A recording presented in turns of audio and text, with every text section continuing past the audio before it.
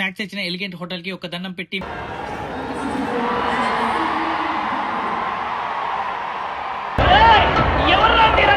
రెండు పాచిపోయిన సమోసాలు, ఒక మాడిపోయిన కర్రీ పఫ్ కనిపించింది. వాటర్ బాటిల్ ఎంత అని ఒక షాప్ లో అడిగితే 100 రూపీస్ అన్నాడు. సర్లే ముందుకు వెళ్తే ఏమన్నా తగ్గుతుందని ముందుకు వెళ్తే 200 రూపీస్ అన్నాడు. సర్లే ఇంకొంచెం ముందుకు వెళ్దామంటే 400 రూపీస్ అన్నాడు. గైస్ ఇప్పుడే కాకినాడ నుంచి వైజాగ్ స్టార్ట్ అవడం జరిగింది. అండ్ మ్యాచ్ 1:30 కాబట్టి అట్లీస్ట్ 10:30కి చేరుకున్నా బాగుంటుంది. డబుల్ డెక్కర్ బుక్ చేసాం. అండ్ సోమర్కోట్ వెళ్ళాక ఈ వ్లాగ్ అనేది కంటిన్యూ అవుతుంది.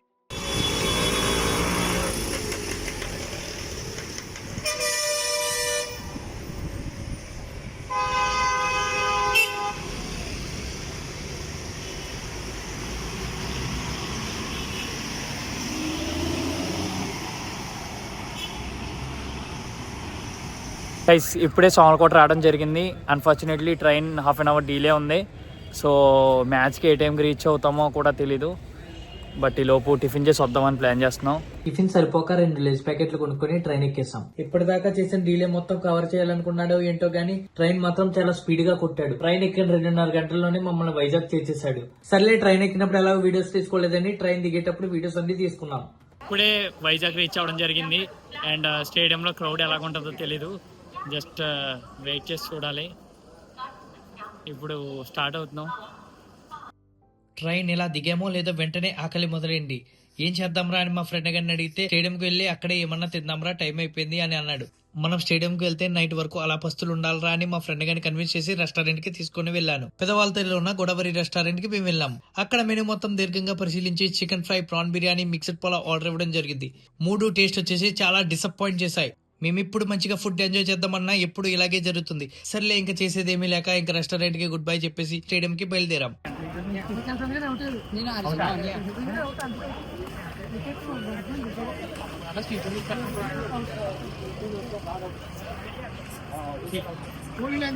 గైస్ ఇప్పుడే రావడం జరిగింది స్టేడియంకి. ఇంకా లోపలికి ఎంట్రీ అవుతున్నాం. చాలా డిలే అయిపోయింది. ఇంకా చాలా దూరం వెళ్ళాలి. 1 కిలోమీటర్ దాకా నడిస్తేనే కానీ ఇప్పుడు మనం స్టేడియం రీచ్ అవ్వలేం. అప్పుడే ఫస్ట్ వికెట్ కూడా పడిపోయింది. బాగా డిలే అయిపోయింది. కొంచెం అన్ఈజీగా ఉండడం వల్ల కొంచెం లేట్ అయిపోయింది. స్టేడియంలోకి ఎంటర్ అయ్యే లోపే 5 ఓవర్స్ కంప్లీట్ అయ్యాయి. సౌత్ ఆఫ్రికా ఒక వికెట్ కూడా కోల్పోయింది. సర్లే కూర్చుందామని చూసే లోపు సీట్స్ ఏమీ ఖాళీగా లేవు. 7th రోలో 2 సీట్స్ ఖాళీగా ఉండడం చూసిన మేము సర్లే ఎక్కడైతే ఏంటని కూర్చున్నాం. వెంటనే డికాక్ బౌమా బౌండరీల మోత మోగించారు. ఇంకా ఇక్కడే ఉంటే కష్టమని కిందకి వెళ్లి నిల్చున్నాం. వెంటనే బౌమా అవుట్ అయ్యాడు. అండ్ ఆ క్యాచ్ మన కోహ్లీ పట్టుకున్నాడు. ఇదంతా మన వల్లే అని క్రెడిట్ దొబ్బేసి మళ్ళీ పైకి వెళ్లి కూర్చున్నాం. ఆ తరువాత వచ్చిన వాళ్ళందరూ వెంటనే అవుట్ అవ్వడం మొదలు పెట్టారు. కానీ డికాక్ మాత్రం మీరేమైనా చేసుకోండి, నేను మాత్రం అవుట్ అవ్వనని 6th సెంచరీ కంప్లీట్ చేశాడు. ఆడింకా ఆడితే మనకు ప్రాబ్లం అని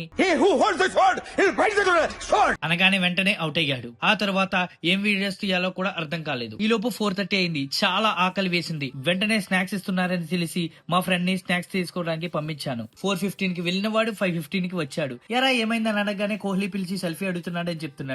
సర్లే ఇదంతా కాదు, స్నాక్స్ ఓపెన్ చేసి చూసే లోపు 2 పాచిపోయిన సమోసాలు, ఒక మాడిపోయిన కర్రీ పఫ్ కనిపించింది. సర్లే దేవుడి పైన భారం వేసి టేస్ట్ చేశాను. పాచిపోయిన సమోసాలు మెత్తగా ఉన్నాయి, మాడిపోయిన కర్రీ పఫ్ చెత్తగా ఉంది. సర్లే కేక్ అయినా బాగుంటుందని టేస్ట్ చేశాను. కేక్ మాత్రం సూపర్ గా ఉంది. ఇంకేం చేసేది లేక స్నాక్స్ ఇచ్చిన ఎలిగెంట్ హోటల్ కి ఒక దండం పెట్టి మ్యాచ్ వైపు చూశాను. ఈ లోపే 9 వికెట్స్ పడిపోయాయి. అండ్ నా ఐఫోన్ ఛార్జింగ్ చూస్తే 40% కి డౌన్ అయిపోయింది. సర్లే లాస్ట్ వికెట్ తీసి ఇంకా ఆపేద్దాం అనుకునే లోపు ఎంతకీ అవుట్ అయ్యేవాడు కాదు. అండ్ ఇదే లాస్ట్ బాల్. ఇంకా వికెట్ తీయకపోతే ఇంకా మ్యాచ్ వీడియోస్ కూడా తీయకూడదు అనుకునే లోపే నెక్స్ట్ బాల్ వికెట్ పడిపోయింది. సర్లే లాస్ట్ వికెట్ ఏదోలా క్యాప్చర్ చేస్తాం అనే ఆనందంలో వాటర్ బాల్ కొనుక్కుందామని వెళ్ళాను.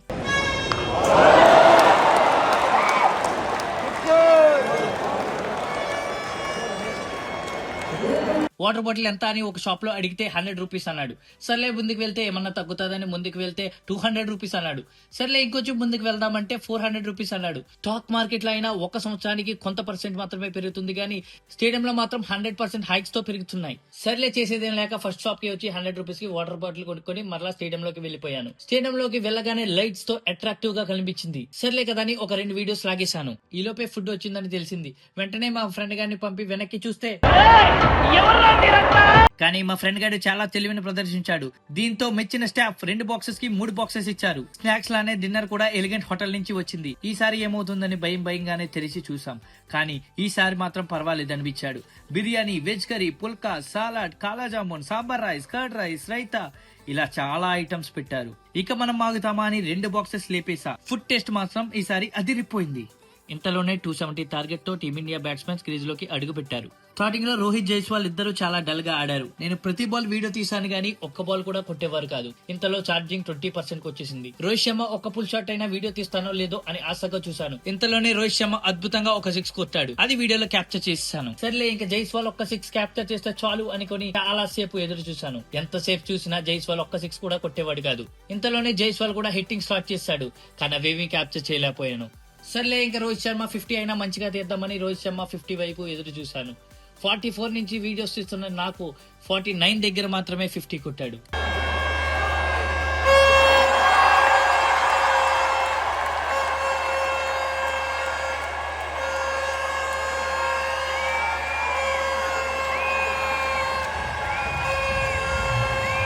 సర్లే రోహిత్ శర్మ 50 కూడా వీడియో తీస్తాం. ఇంకా జైస్వాల్ 50 ఒకటే లేటు అని చూసాను. జైస్వాల్ ఎంతకీ 50 కంప్లీట్ చేసేవాడు కాదు. సర్లే ఇంకా ఎలాగోలా కింద మీద పడి జైస్వాల్ 50 కూడా క్యాప్చర్ చేసేసాం. ఈ లోపు ఛార్జింగ్ మొత్తం అయిపోయి ఫోన్ కూడా స్విచ్ ఆఫ్ అయిపోయింది. ఇంకా ఏం చేయాలో అర్థం కాక మ్యాచ్ ని చూస్తూ అలా ఉండిపోయాం. ఫ్యాన్స్ అందరూ అలా మౌనంగా ఉండిపోయారు.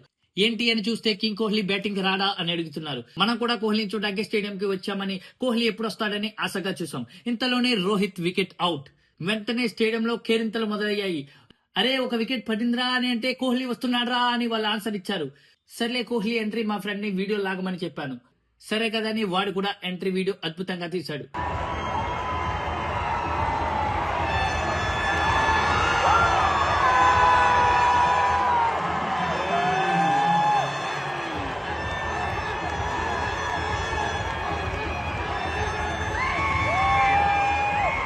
కోహ్లీ వచ్చి రాగానే వెంటనే షాట్స్ ఆడడం మొదలు పెట్టాడు. ప్రతి బాల్ బౌండరీ లేదా 6 అనే రీతిలోనే ఆడాడు.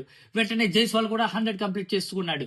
జైస్వాల్ 100 ఇలా అయిందో లేదో వెంటనే కోహ్లీ స్కోర్ చూస్తే 44 కి వచ్చేసింది. కోహ్లీ ఎప్పుడు 44 కొట్టేశాడు రా అని అనుకునే లోపే 50 కూడా కొట్టేశాడు. ఈసారి వీడియో తీద్దామంటే మొబైల్ ఫోన్ లో ఛార్జింగ్ కూడా లేదు. సర్లే ఏదైతే అదైందని మ్యాచ్ అలా చూసాం. వెంటనే ఇండియా